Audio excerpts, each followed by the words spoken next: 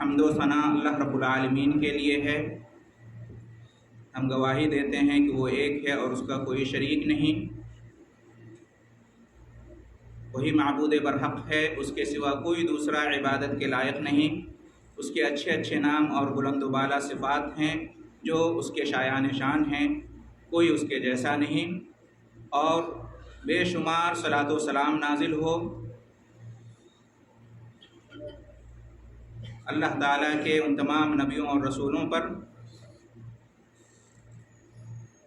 جو دنیا انسانیت کی رشد و ہدایت کے لیے اس دنیا میں مبعوث ہوئے، ان کے اوپر ہدایت کی کتابیں نازل ہوئیں، دین اور شریعت نازل ہوئی۔ بالخصوص بے انتہا، بے پایاں اور بے شمار درود و سلام نازل ہو ہمارے نبی اور رسول محمد مصطفیٰ احمد مصطفیٰ صلی اللہ علیہ وسلم پر۔ ہم گواہی دیتے ہیں کہ آپ اللہ کے بھیجے ہوئے سچے نبی اور رسول ہیں، آخری نبی اور رسول ہیں، رحمت للعالمین ہیں، اور آپ پر ایمان لانا اور آپ کی پیروی کرنا نجات کے لیے لازمی شرط ہے۔ محترم حضرات، یہ حج اور قربانی جن کے ایام سے ابھی ہم گزر رہے ہیں، یہ دونوں عبادت کہیں نہ کہیں حضرت ابراہیم علیہ السلام اور ان کے خاندان سے جڑی ہوئی ہے۔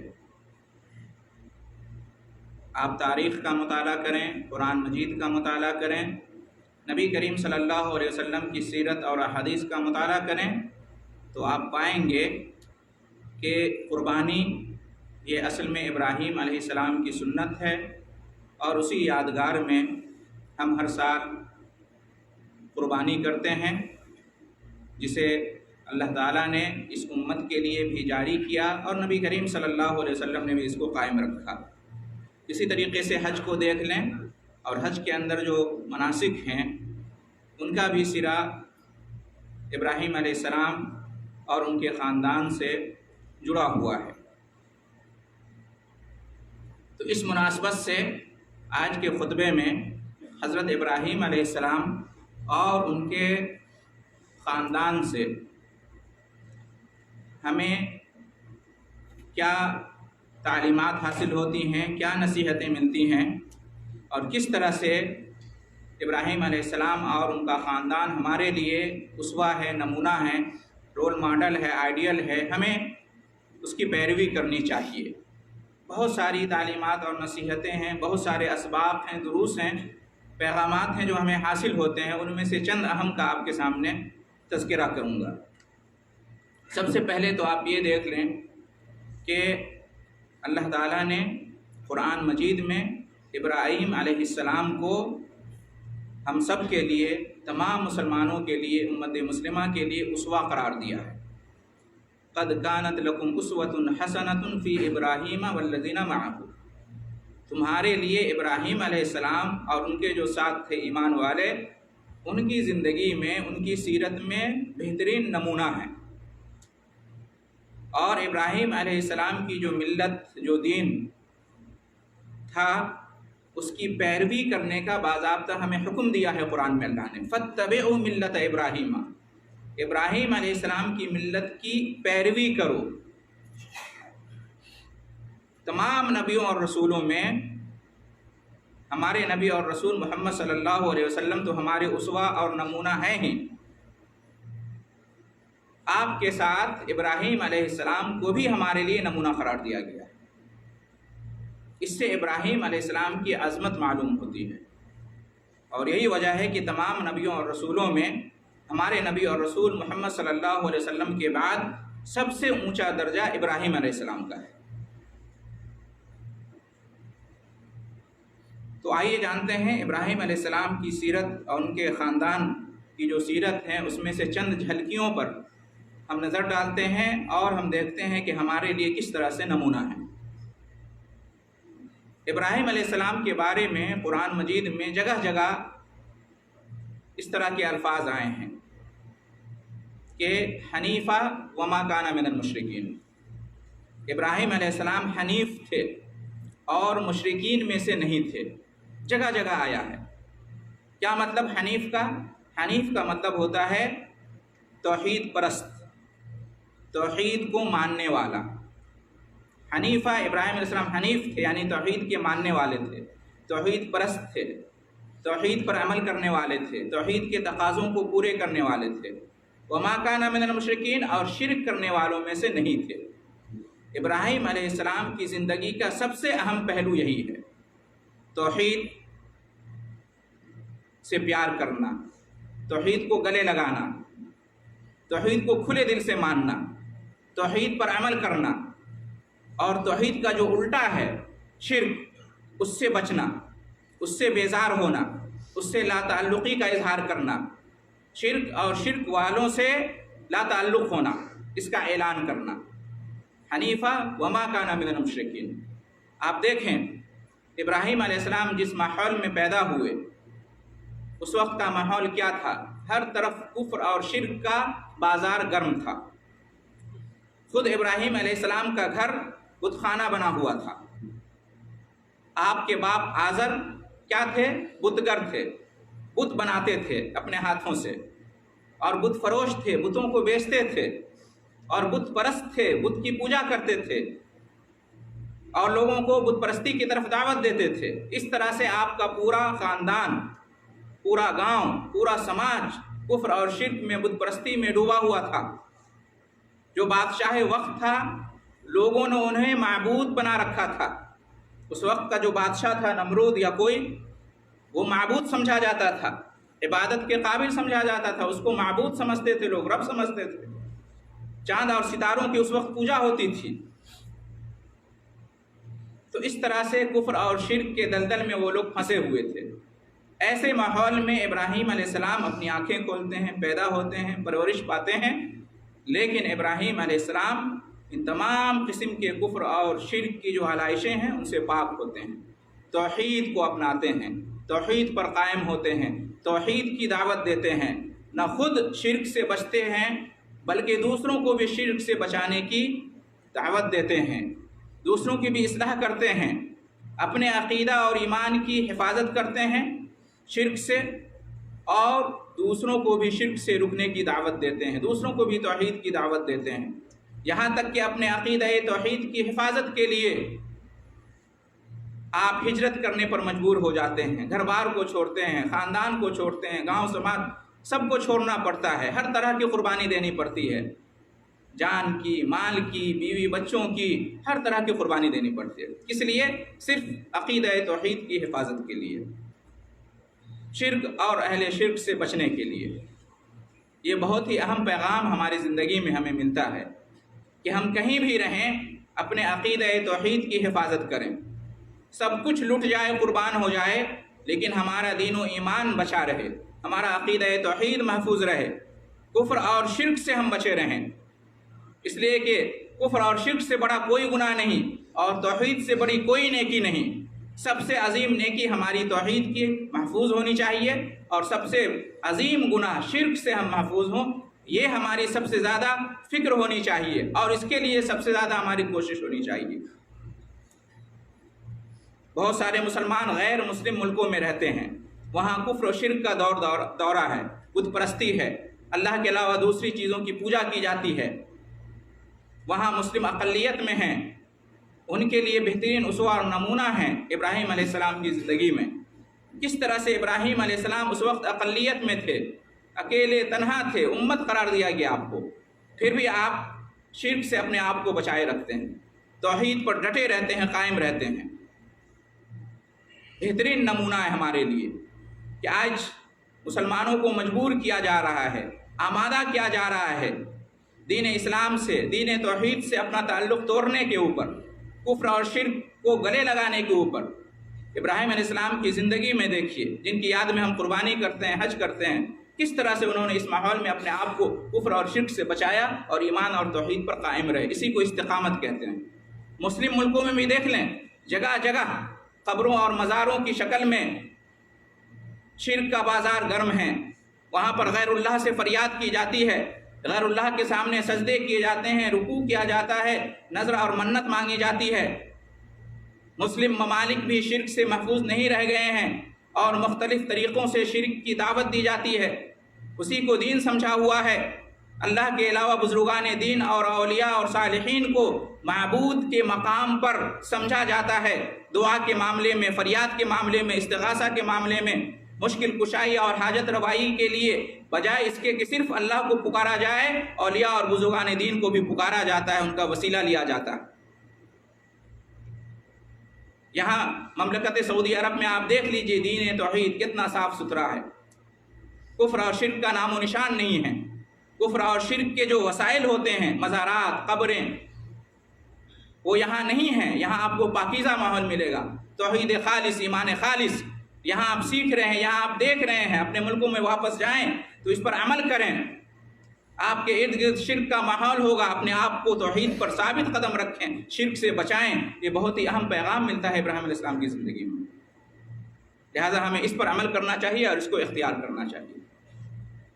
ایک سیکھ تو یہ ملتی ہے۔ دوسری سیکھ آپ دیکھیں، اللہ تعالیٰ اور اس کے رسول صلی اللہ علیہ وسلم کا جو بھی حکم ہو، مومن ہونے کے واسطے، مومن ہونے کی حیثیت سے، مسلمان ہونے کی حیثیت سے ہمارا فرض بنتا ہے کہ بلا چوں چرا، اگر مگر کیے بغیر، لیکن ویکن کیے بغیر اللہ کا حکم ہے، رسول کا حکم ہے تو ہمیں ماننا ہے، ہمیں اس پر عمل کرنا ہے۔ یہ جذبہ ہمارا ہونا چاہیے، لاجک نہیں تلاشنا چاہیے، حکمت کے پیچھے نہیں دوڑنا چاہیے۔